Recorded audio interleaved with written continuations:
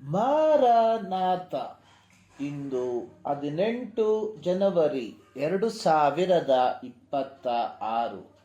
ಎಲ್ಲ ದೇವಜನರಿಗೂ ಭಾನುವಾರದ ಶುಭ ವಂದನೆಗಳು. ದಾನಿಯೇಲನು ತಾನು ರಾಜನ ಭೋಜನ ಪದಾರ್ಥಗಳನ್ನು ತಿಂದು ರಾಜನು ಕುಡಿಯುವ ದ್ರಾಕ್ಷಾರಸವನ್ನು ಕುಡಿದು ತನ್ನನ್ನು ಅಶುದ್ಧ ಮಾಡಿಕೊಳ್ಳಬಾರದೆಂದು ನಿಶ್ಚಯಿಸಿ ಕಂಚುಕಿಯರ ಅಧ್ಯಕ್ಷನಿಗೆ, ನಾನು ಅಶುದ್ಧನಾಗಲಾರೆ, ಕ್ಷಮಿಸು ಎಂದು ವಿಜ್ಞಾಪಿಸಿದಾಗ ದೇವರು ಕಂಚುಕಿಯರ ಅಧ್ಯಕ್ಷನ ಮನಸ್ಸಿನಲ್ಲಿ ದಾನಿಯೇಲನ ಮೇಲೆ ಕನಿಕರವನ್ನು, ದಯೆಯನ್ನು ಹುಟ್ಟಿಸಿದನು. ದಾನಿಯೇಲನ ಪ್ರವಾದನ ಗ್ರಂಥ 1ನೇ ಅಧ್ಯಾಯ ಅದರ 8-9 ವಾಕ್ಯ. ಇಂದು ಸಮಾಜದಲ್ಲಿ ವಿವಿಧ ರೀತಿಯ ಅಡಿಕ್ಷನ್, ವ್ಯಸನಗಳನ್ನು ಕಾಣುವಂಥವರಾಗಿದ್ದೇವೆ. ಉದಾಹರಣೆಗೆ, ಒಂದು ಮಾದಕ ದ್ರವ್ಯ ವ್ಯಸನ, ಡ್ರಗ್ ಅಡಿಕ್ಷನ್. ಇವುಗಳಲ್ಲಿ ಮಾದಕ ವಸ್ತುಗಳು, ಮದ್ಯಪಾನ, ಧೂಮಪಾನಗಳು ಒಳಗೊಂಡಿರುತ್ತದೆ. 2 ವರ್ತನೆಯ ವ್ಯಸನ, ಬಿಹೇವಿಯರಲ್ ಅಡಿಕ್ಷನ್. ಇವುಗಳಲ್ಲಿ ಜೂಜಾಟ, ಗೇಮಿಂಗ್, ಅತಿಯಾದ ಇಂಟರ್ನೆಟ್ ಬಳಕೆ ಒಳಗೊಂಡಿದೆ. 3ನೇದಾಗಿ ಪ್ರಕ್ರಿಯೆಯ ವ್ಯಸನ, ಪ್ರೋಸೆಸ್ ಅಡಿಕ್ಷನ್. ಇವುಗಳಲ್ಲಿ ಶಾಪಿಂಗ್ ಮತ್ತು ಈಟಿಂಗ್, ಅತಿಯಾಗಿ ಖರೀದಿಸುವುದು ಮತ್ತು ಅತಿಯಾಗಿ ತಿನ್ನುವುದು. ಈ ಅಡಿಕ್ಷನ್ ಅಥವಾ ಈ ವ್ಯಸನವು ಗಮನಾರ್ಹವಾದ ದುರ್ಬಲತೆಯನ್ನ ವ್ಯಕ್ತಿಗಳಲ್ಲಿ ಉಂಟು ಮಾಡುವಂಥದ್ದಾಗಿದೆ.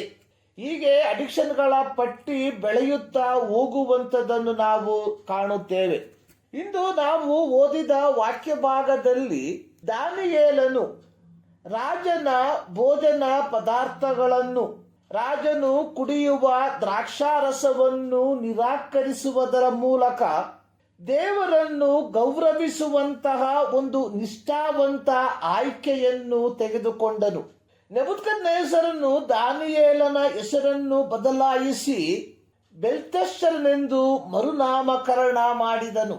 ದಾನಿಯೇಲ ಎಂಬ ಹೆಸರಿನ ಅರ್ಥ ಗಾಡ್ ಈಸ್ ಮೈ ಜಡ್ಜ್, ಯೆಹೋವನು ನನ್ನ ನ್ಯಾಯಾಧಿಪತಿ ಎಂಬುದಾಗಿ ಆಗಿತ್ತು.